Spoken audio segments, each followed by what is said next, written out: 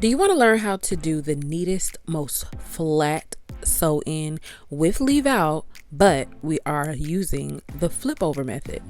If you're interested in learning how to do it, keep on watching. Alright, you guys, so we're going to talk about the hair. So starting off, this hair is from Vera's Beauty Supply Store, and we are using a 30, 28, and 26 bundles. So here is the braid pattern. Before we start braiding, we always want to moisturize our client's hair. We don't want dry hair braided up, okay? So getting started, I'm taking out her edges. We're going to leave those out, so I'm going ahead and plaiting them away from everything else. And then I'm going to moisturize as I go, just to make sure that her hair is not dry and brittle underneath this sew-in, because we want to promote growth, correct? Alright, so I parted out her hair. We're leaving her hair out, and I'm just starting along the side, and we're braiding straight down. I love doing my sew-ins like this, and all I do is go all the way down. I call them like turtle braids, and I always connect the ends like this. And then, as you can see, I don't braid them all the way to the end because I am going to split this and add it into the other braid that I did. And see, as you can see, I just split that and just add it in so that the braid is smooth and you can't see a braid inside of a braid. It just becomes another braid. And then we braid that all the way down, just above her ear, whatever. I'm not taking that all the way down. I'm gonna braid it just a tad bit, maybe an inch, and then I'm gonna keep it moving. And as you can see at the ends, I never braid them, I always twist them, so it's easy to take out. So jump into the front, because I'm going to continue the same braid pattern. They're all going down around her head. We're doing small medium braids. We don't want them to be too small because my clients hate trying to take out small braids. So these are medium sized braids, and I've connected all of the ends, as you can see, and this is what the finished braid pattern should look like. Everything's tucked away, everything's secure, everything is intact. And then I take that last piece, of course, and I crochet it under all of the other braids and tuck it away. This is the cap that I like to use, the adjustable straps. I don't like the stretchy cap. I like the more, firm cap. And I'm going to put that right over her braids. It covers everything. And then I'm going to sew around. I've done that off camera. So I'm going to cut off all the excess net. And now for the install. I start on the very end and I kind of loop it around that net cap and then start braiding on top of the net. But I always go to the side and then but I'm looping, and I don't know, I can't really explain how I do my stitches, but just watch. I believe that you would catch it. I just go in and I don't really move the thread out of the way. I stitch inside of the thread, if that makes sense.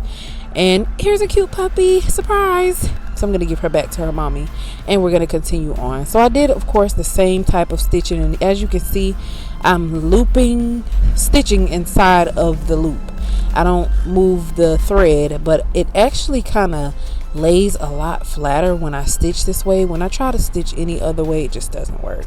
And of course, we're doing the flip over method. You have to make sure that that is really, really taut when you do the flip over, because you don't want your client sew in to come out bulky. So when you flip over, make sure you holding that really tight with tension and you are sewing it down.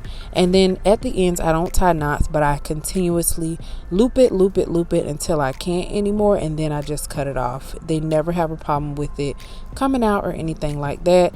And then when you cut it out, all you have to do is slide the blade underneath the thread. And then once again, I'm looping this top part, and when you get up to the top where it's even at, I'm just gonna cut. This is the first weft we cut, so I usually don't cut any wefts up until I get to a point where it's even on both sides. We want to make sure we keep everything symmetric. And then what I'm going to do is attach that stitch to the other weft on the other side and make it all flow into one. I always sew up to the top into their hair and prepare for the very top two tracks that are going to be up there. So what I'm going to do next is split these tracks. I'm not going to put a full two wefts up there, but I'm going to split them in half so that it's really, really flat along where her hair will be.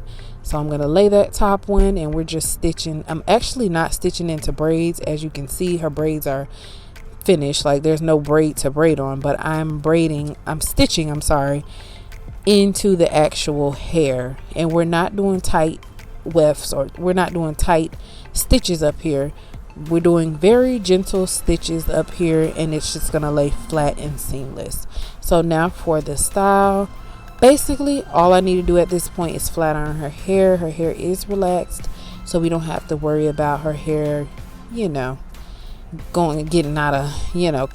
of control here. So we're just gonna flat iron her hair, basically smooth it on in with the hair, and I think it's a really great match. Her hair is really silky, and to further silken it, I'm going to use this wax stick here and lay it on her hair, and then we're just going to go over with the flat iron one more time just to get that gloss in there and get that shiny look and everything like that. So if you guys have any questions about the install that I did not mention, please let me know. This is what it looks like, old school sew-in, baby hairs of her own. And that's pretty much it, you guys. Thank you all so much for watching. Until next time, I'll catch you guys later. Make sure you subscribe, like this video if you want to see more just like this.